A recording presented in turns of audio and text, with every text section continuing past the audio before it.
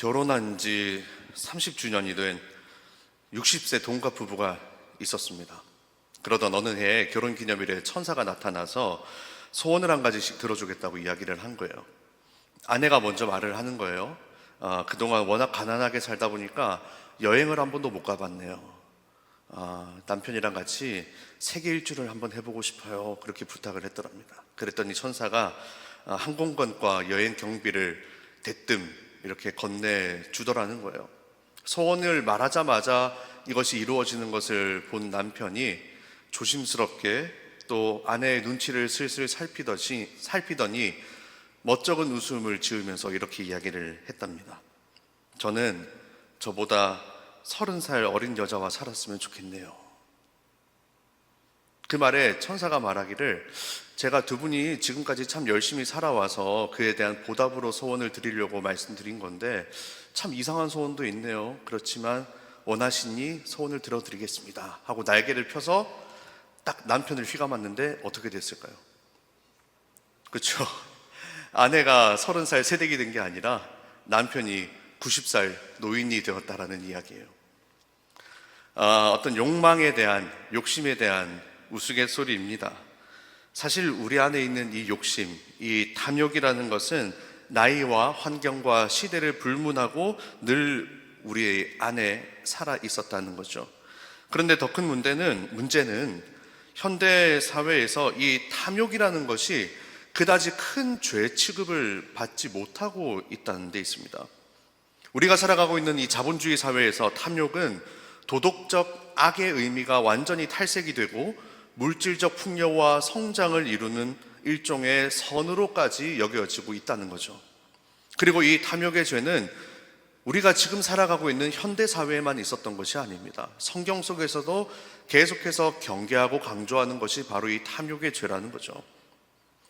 요한복음에서 유대인들이 가늠한 여인, 음행한 여인을 잡아다가 율법대로 돌로 쳐서 죽이려 하는 장면이 등장을 하죠. 그때 예수님이 다가오셔서 뭐라고 말씀하셨습니까? 너희 중에 죄 없는 자 돌로 치라. 예수님이 하셨던 말씀이 너희 중에 가늠하지 않은 자 돌로 치라가 아니었습니다. 너희 중에 죄가 없는 자 돌로 치라고 말씀하셨던 거죠. 그러자 사람들은 하나둘씩 양심의 가책을 느껴서 손에 쥐고 있었던 돌을 내려놓기 시작했습니다.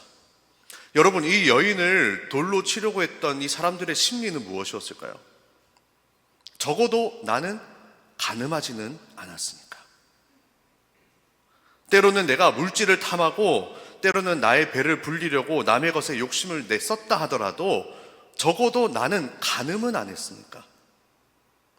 그러니까 비교적 양심이 남아있었던 사람들은 너희 중에 가늠하지 않은 자가 아니라 죄짓지 않은 자 돌로 치라는 예수님의 말씀에 돌을 내려놓았다는 거예요.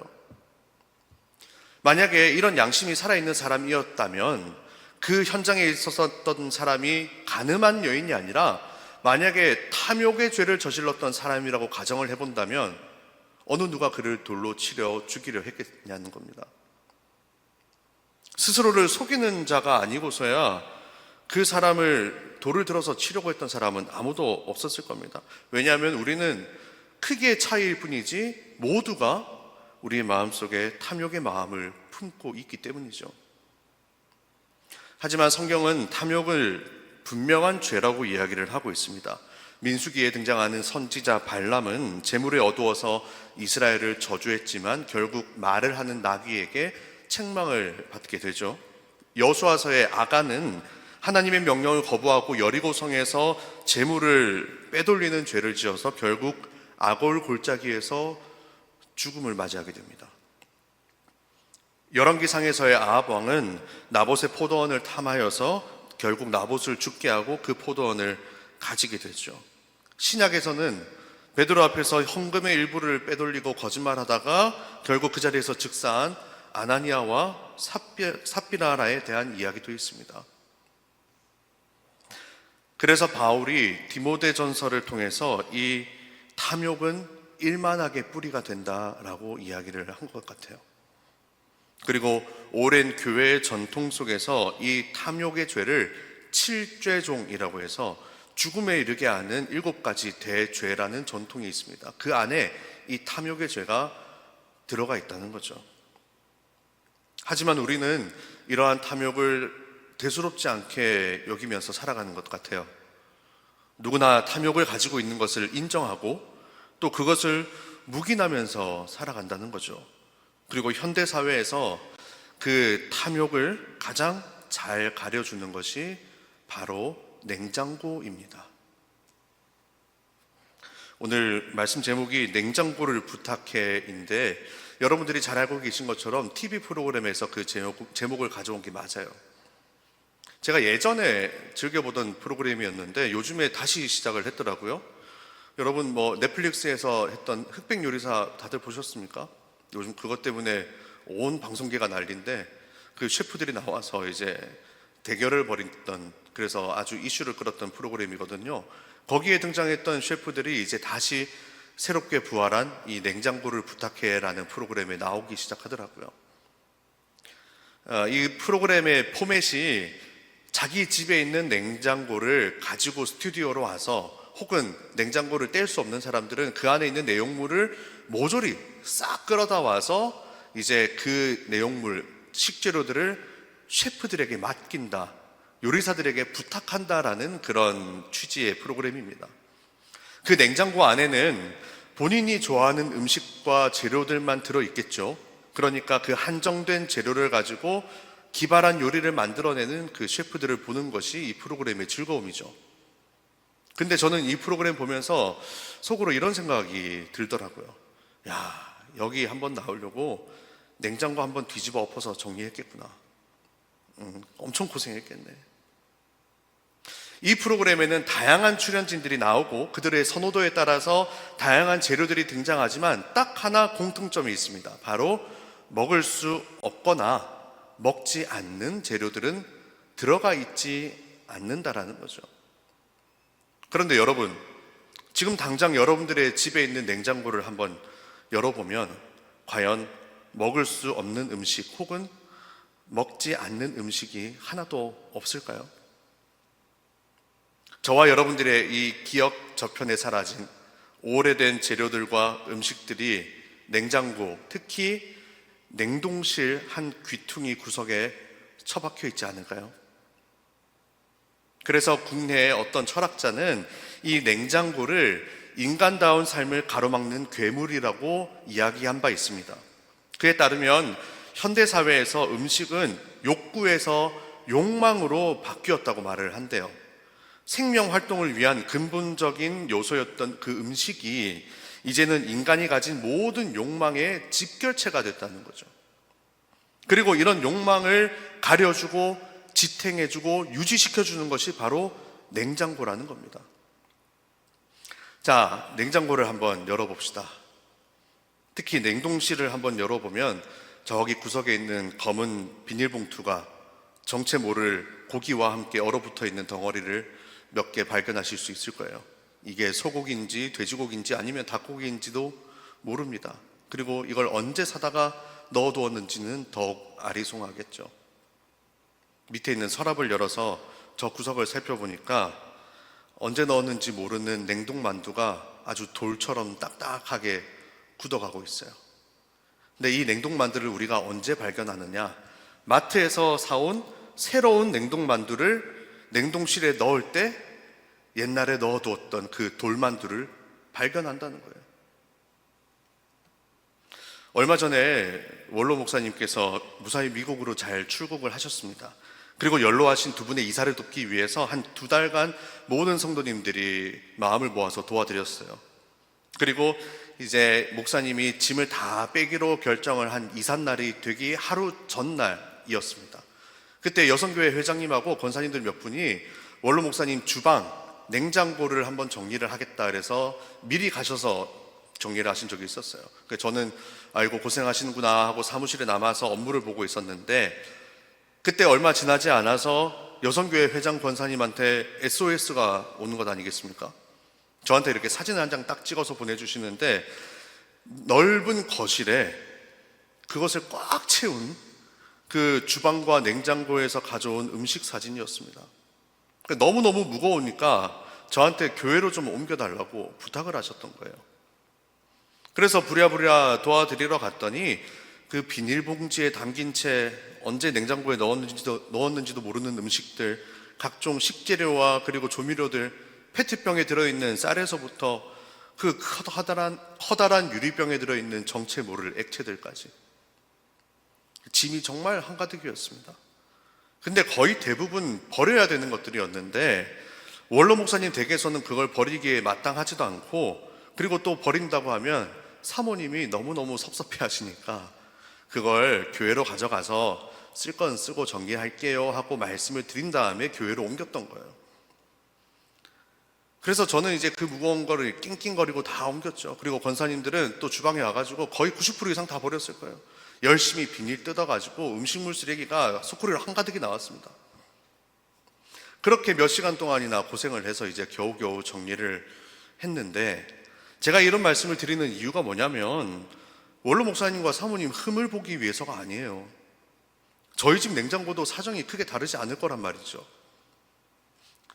저희가 작년에 이제 우리 교회에 있는 지하 사택에서 바깥에 있는 집으로 이제 아이가 출산하면서 이사를 했는데, 그때 처음으로 이제 신혼살림을 차린 거예요. 그 전까지는 이제 있는 가구들, 있는 제품들을 쓰다가 결혼 7년 만에 처음으로 이제 냉장고도 구입하고 세탁기도 구입을 했는데, 이제 양문형 냉장고 있죠. 요즘에 사람들 많이 쓰는 거. 엄청 거대한 냉장고를 이제 처음으로 사고 너무 뿌듯해가지고 기분이 좋아서 이제 한참을 보고 있는데 그 속이 너무 넓은 거예요. 야, 이거 아내랑 같이 앉아가지고 둘이서 이거 다 채울 수 있을까 걱정했는데, 여러분 그 걱정이 아기까지 있으니까 아유 뭐 금방이에요. 그 냉장고 채우는 거는 일도 아닙니다. 모두가 다 똑같단 말이죠. 여러분들의 집 냉장고도 마찬가지고 어느 가정집이나 그 냉장고 사정이 다 똑같아요. 저는 개인적으로 음식을 남기는 걸 상당히 아까워합니다. 그래서 먹다 남은 음식, 김치 한 조각까지 다 이제 냉장고에다 보관해 놓고 먹는데, 저랑 같이 식당에 가보신 분들은 아실 거예요. 전 눈앞에 있는 그릇은 싹 비워야 되는 성격이라 밑반찬까지 그냥 싹 다 끓여 먹거든요. 그래서 제가 이제 지금 이 몸매를 유지하고 있는데, 문제는 새로운 음식이 들어왔을 때요. 새로운 음식이 생겼을 때, 음식을 했거나 받았거나. 근데 냉장고에는 아직 먹다 남은 음식이 있지 않습니까? 그럼 이제 선입선출이라 그래가지고 먼저 들어온 걸 먼저 먹어야 되는데, 그렇다 보면 새로 들어온 음식이 썩어가요. 그러니까 결국에는 상해서 못 먹고 버린 적도 있었다는 겁니다. 문제가 바로 여기에 있습니다. 언젠가는 다 먹을 수 있을 거다라고 생각했던 제 탐욕, 제 탐식이 결국 음식을 상하게 했다는 거죠. 그러니까 우리는 그 전에 움직이면 되는 거예요. 기회가 있는 거죠. 냉장고가 탐욕의 집합체라고 해서 제가 여러분들에게 먹다 남은 찌개, 먹다 남은 반찬 나눠주라는 얘기하는 게 아닙니다. 뭔가 새로운 게 생겼을 때, 뭔가 충분히 나눌 만한 것들이 생겼을 때 그 욕심을 내려놓고 이것이 필요할 만한 사람이 누구인가 한번 생각을 해보자는 거예요. 제가 담임 목사님을 목회자로서도 참 존경하지만 인간적으로도 참 좋아한다고 생각을 하는 게, 언제 한번 담임 목사님한테 저녁에 8시인가 9시인가 전화가 왔어요. 갑자기 산낙지를 한 박스를 선물로 받았대요.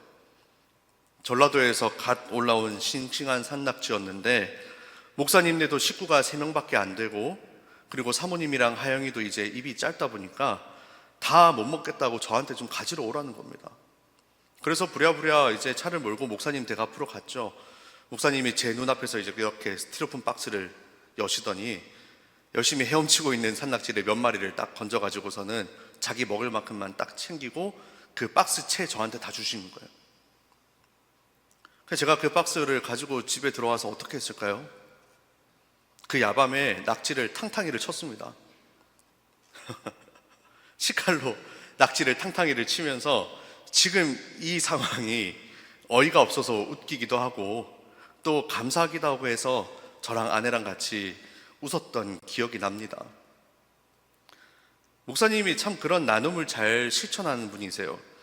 선물로 과일 한 박스가 들어오면 꼭 봉지에 나눠 담아가지고 사무실 교육자들과 나눠서 가져가십니다. 사모님도 늘 뭐가 생기면 뭐 단감 한 줄, 아니면 뭐 얼마 전에 찹쌀떡 한 개 이렇게 주시더라고요. 아니면 뭐 한라봉 한 개, 뭐 이런 거. 사소한 거라도 꼭 하나씩 손에 쥐어주고 가시는 거예요.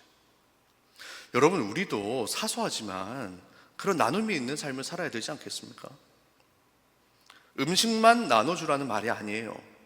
우리 안에 있는 이 욕심을 한 스푼 덜어서 조금씩 나눠주는 거죠. 내 안에 있는 욕심이 점점점 커져서 나를 다 잡아 삼키기 전에 그걸 조금씩 덜어서 나눠주는 겁니다. 오늘 성경이 말하는 바도 바로 이것이죠. 이스라엘 백성이 애굽을 떠난 지 한 달이 됐을 때쯤 그들의 입에는 불평이 가득했습니다. 그 이유는 먹을 것 때문이었습니다. 오늘 출애굽기 16장 3절 성경에 있으신 분들은 눈으로 같이 한번 읽어보시면 좋을 것 같습니다. 제가 한번 봉독해 보겠습니다. 이스라엘 자손이 그들에게 이르되 우리가 애굽 땅에서 고기 가마 곁에 앉아 있었던 때와 떡을 배불리 먹던 때에 여호와의 손에 죽었더라면 좋았을 것을 너희가 이 광야로 우리를 인도해 내어 이 온 회중이 줄여 죽게 하는도다. 종으로 착취당하면서 그 고역으로 언제 죽을지 모르는 그때를 이스라엘 백성들이 오히려 동경하고 있었다는 겁니다. 하나님께서 기적적인 방법으로 그들을 출애굽시키고 여기까지 이끌어 오셨던 것을 생생하게 두 눈으로 목격했음에도 불구하고 먹고 사는 문제 앞에서 그들의 눈에는 하나님이 터무니없이 작게 보였나 봅니다. 그래서 하나님께서는 그들의 불평을 들으시고 그들에게 벌을 내리지 않으시고 그들에게 먹을 것을 주기로 작정을 하시는데 하늘에서 만나와 메추라기를 내려서 그들을 먹이시기로 한 거예요. 근데 단 한 가지 조건을 붙이셨습니다. 단 하루치에 먹을 만큼만 거두고 다음 날을 위해서 음식을 남겨놓지 말라는 거예요. 그리고 딱 하루, 안식일에는 그 음식이 내리지 않을 테니까 안식일 전날에는 다음 날 먹을 양까지 이틀치의 양을 거두라고 말씀하셨던 겁니다. 16절에 오늘 본문 말씀 보니까 사람의 숫자대로 1인당 한 오멜씩 거두라고 말씀하셨습니다. 18절에 의하면 그 양은 각 사람에게 부족함 없이 먹을 만큼의 양이었다는 거죠. 하지만 사람들은 그 말을 듣지 않았죠. 20절, 21절 말씀입니다. 그들이 모세에게 순종하지 아니하고 덜어는 아침까지 두었더니 벌레가 생기고 냄새가 난지라 모세가 그들에게 노하니라. 무리가 아침마다 각 사람은 먹을 만큼만 거두었고 햇볕이 뜨겁게 쬐면 그것이 쓰러졌더라. 그들은 자신과 자기 가족이 먹기에 충분한 양을 거두었음에도 불구하고 그보다 더 많은 양을 거두었습니다. 하지만 이 만나는 다음 날이 되자 곧 벌레가 생기고 썩어서 바스라졌습니다. 여러분, 만약 이 시대에 냉장고가 있었다면 어땠을까요? 하나님께서 주시는 이 만나와 메추라기를 냉장고에 넣어서 보관을 했더라면 적어도 다음 날까지는 버텼겠죠. 근데 이 냉장고에 들어있는 음식으로 뭘 할 수 있었을까요? 다음 날이면 하늘에서 또 일용할 양식이 내리는데 아무 쓸모가 없었을 겁니다. 하나님께서는 매일같이 만나와 메추라기를 내려주시기 때문에 냉장고 속의 만나는 썩어만 갔다라는 거예요. 아무 쓸모가 없는 거죠. 바로 우리 안에 있는 욕심이 이것과 같습니다. 아무런 유익이 없습니다. 나한테 좋을 것도 없고 주변의 이웃들에게도 아무런 도움이 안 되는 거예요. 하나님께서는 날마다 나에게 충분한 일용할 양식을 내려주시죠. 하지만 우리는 그보다 더한 것을 원합니다. 필요가 없음에도 불구하고 하나님은 하루에 먹을 양을 날마다 주셨기 때문에 다음 날까지 그 음식을 남긴 사람은 한 오멜 중에서 음식을 다 먹지 않고 남긴 사람들이겠죠. 한 오멜씩 거두었다고 하니까 그 한 오멜을 가지고 와서 그 음식을 다 먹은 게 아니라 한 80% 정도는 먹고 배고픈 배를 붙잡고 20%는 다음 날을 위해 남겨놨던 사람들일 거란 말이에요. 근데 그 다음 날이 되자 음식이 썩어버렸습니다. 그래서 여러분, 욕망에 휩싸인 사람은 늘 배가 고파요. 늘 허기져서 더 많은 음식을 찾으러 다닙니다. 하지만 내 안에 있는 욕망은 결코 그것을 충족시켜주지 않죠. 그리고 성경은 이어서 기록하기를 이 욕망에 휩싸인 사람들이 벌이는 우매한 행동에 대해서 하나 더 말하고 있습니다. 26절, 27절 제가 말씀 봉독하겠습니다. 엿새 동안은 너희가 그것을 거두되 일곱째 날은 안식일인즉 그 날에는 없으리라 하였으나 일곱째 날에 백성 중 어떤 사람이 거두러 나갔다가 얻지 못하니라. 하나님께서는 분명 5일 동안은 매일에 필요한 양을 주시고 안식일 전날에는 이틀치의 음식을 주겠다고 말씀하셨어요. 그리고 놀랍게도 안식일 아침에는 전날 거두었던 음식이 썩지 않았습니다. 5일 내내 전날 거두었던 음식이 다 썩었음에도 불구하고 안식일에는 그 음식이 멀쩡했다는 거예요. 그럼에도 불구하고 어떤 사람들은 안식일에도 음식을 구하기 위해서 밖으로 나가서 돌아다녔다는 거예요. 이 얼마나 체력 낭비고 얼마나 시간 낭비, 비효율적이고 우매한 행동입니까? 욕망에 빠진 사람들의 삶이 이것과 같습니다. 욕망에 휩싸인 사람은 첫째로는 그가 원하는 것을 결코 충족시킬 수 없습니다. 늘 허기진 채로, 굶주린 채로 살아갑니다. 둘째로는 그 욕망은 나아가서 내 삶을 갉아먹는다는 거예요.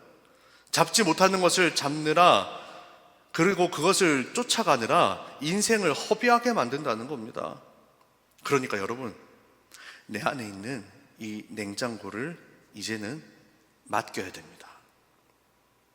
냉장고를 부탁해. 이 프로그램은 원래 냉장고를 셰프에게 부탁한다는 말이지만 우리는 이제 이 냉장고를 하나님께 드려야 되는 거예요. 하나님께 고백합니다. 존댓말로 해야겠죠.